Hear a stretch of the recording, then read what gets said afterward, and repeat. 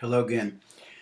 This will now be video number 7, and I guess I'm not sure what I'm going to name it yet, but just look for the number 7. And this will be the last of the sequence here before we get together this coming Saturday.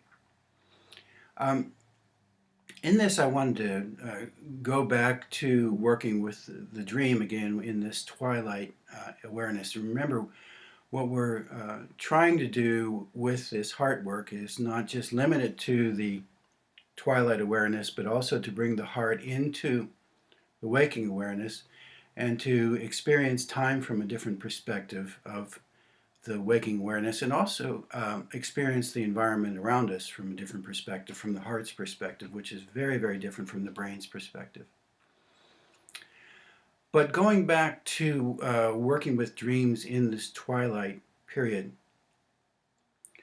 what I have done in the past, and I realize that most people won't have the time to do this, but I found it to be very effective if you do have the time, is once you've gone through this session of entering back into the dream, asking and engaging it, the elements within it, uh, from questions that end up being relational, questions such as, why are you here? What message do you have for me? What should I be paying attention into this dream?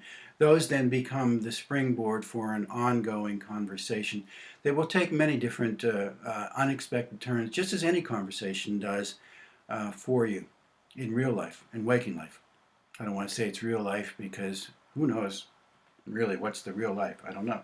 Maybe we're living a dream right now. Who knows? But as you're doing this, you will have these interchanges, and it can be with uh, unexpected figures that come up. And those might take the form of persons you know or persons that you don't know. It could take the form of entities that are not human, or take an unexpected form, or the person itself can morph, or the figure itself can morph into something else. It can be an inanimate object. The inanimate object, just because it is inanimate does not mean it's not alive, because we can't make that assumption in this dream world that we make in our waking life. Oh, well, that's just something that has no life. It's inert. It's not the case at all with the dreaming world. And because of this relationship that you can develop with these aspects that you might ordinarily uh, not engage, then they can come alive and they can morph into something else as well.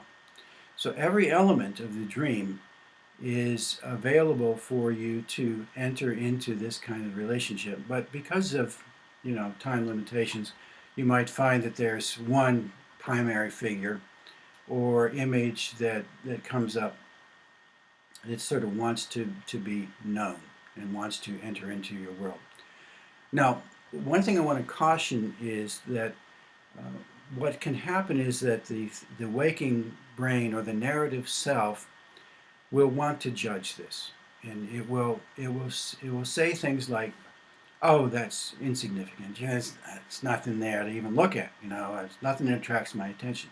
Well, let me tell you that I have found very often that the most, what I would consider to be insignificant things that are easily passed over and easily denigrated as not being worth my time, when I engage them in this twilight awareness, they can come to life, and it's actually the dreams that seem the least interesting that can end up being the most profound. So I can't emphasize that enough. Remember, now we're working with, not with the brain, but we're working with the heart, which has a very different language. So everything that you encounter, particularly, by the way, if it's a persistent image, has the capacity to expand into something completely unexpected.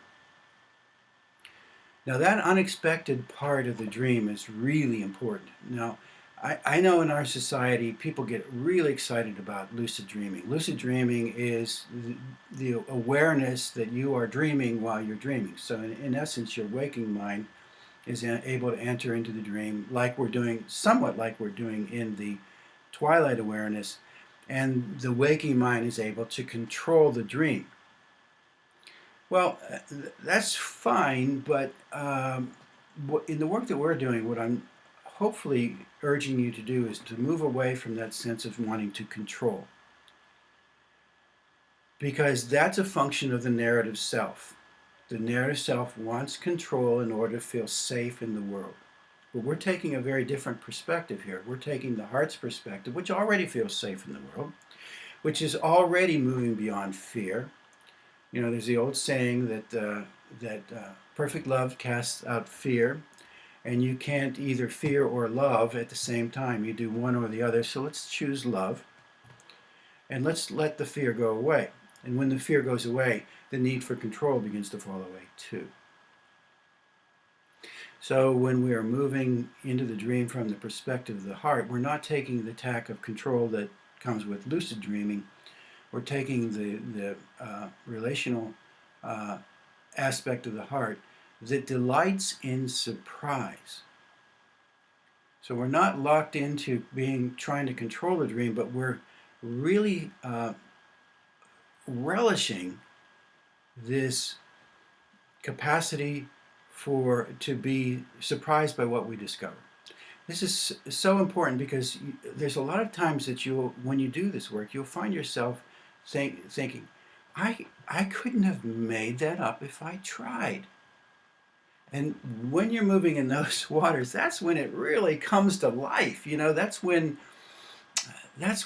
all of this work begins to move into the realm of joy and delight and wonder and magic. And when that spills over into the world, then of course, then the world begins to take on those attributes too, as you begin to understand it from the heart's perspective. It's always communicating with us. And so that rather than resisting surprise, you know, from the narrative self, the best surprise is no surprise.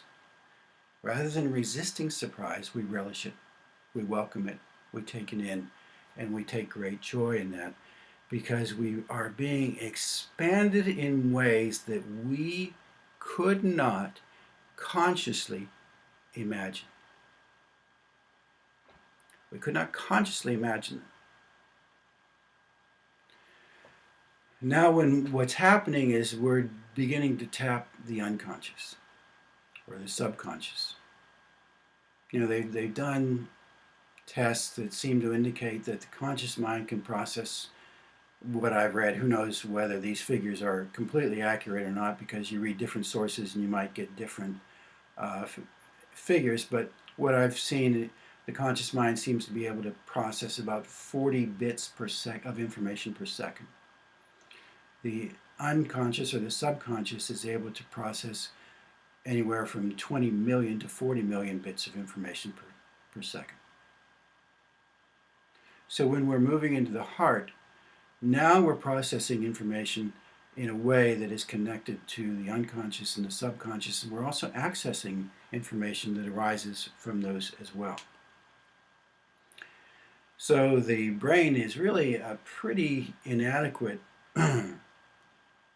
tool for beginning to enter into the world. The subconscious is much more powerful, and the heart is a great way to access that. So I think that's probably all I want to say for right now. I hope this isn't too much for you to take in. If it is, at least you've got something that you can work with as we move forward and beyond the limits of the workshop. And of course, the last workshop is going to be coming up this Saturday. I really hope that we'll have a chance to work with some dreams during that workshop. So if you have a dream that you want to bring and that you'd like to work on, just you might want to write it down. And speaking of that, that's right, there was something else I wanted to mention. This process of writing down can be very important. If you have the time,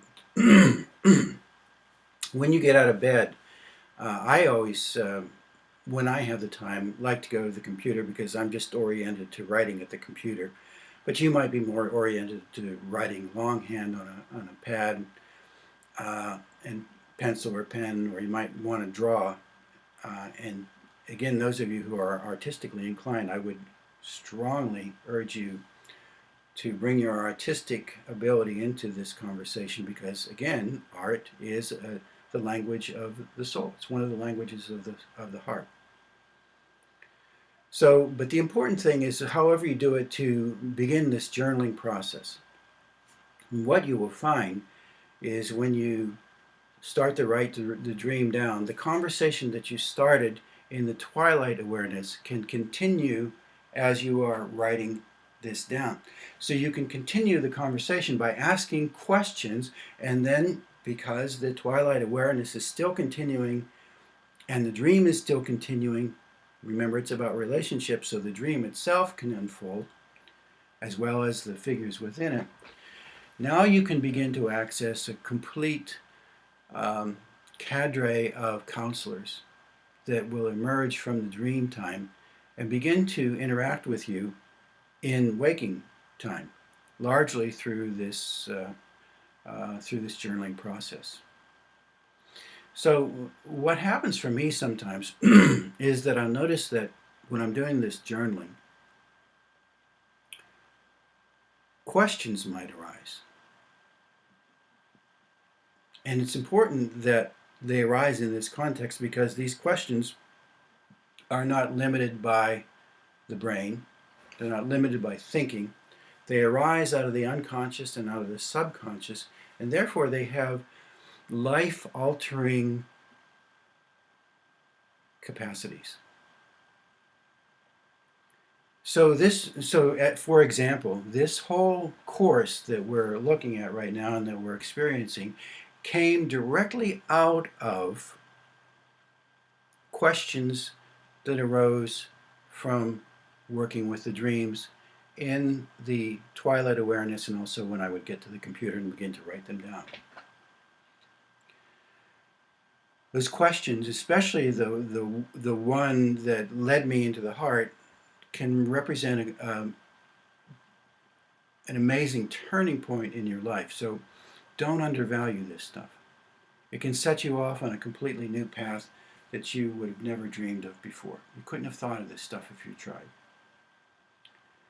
So it's just a way of hoping that I can pique your attention to want to take this really seriously, because it's like a gold mine. You know, you're walking into Fort Knox here. Believe it or not, you know, it's like you can't put a price on this stuff. So I hope you play with it. Hope you enjoy it. Hope you can approach it with a great sense of love. And also approach it from the stillness of this place of the Holy of Holies in the heart that you can access not just in the twilight, but you can access during the waking hours. And that has the capacity to transform the situations around you. All right, that's it. I've talked enough for one day. We'll see you, hopefully, on Saturday, and I look forward to hearing your experiences as you've worked with this material, if you want to share it. Nobody's under any pressure to do so. So I'll see you then. Bye.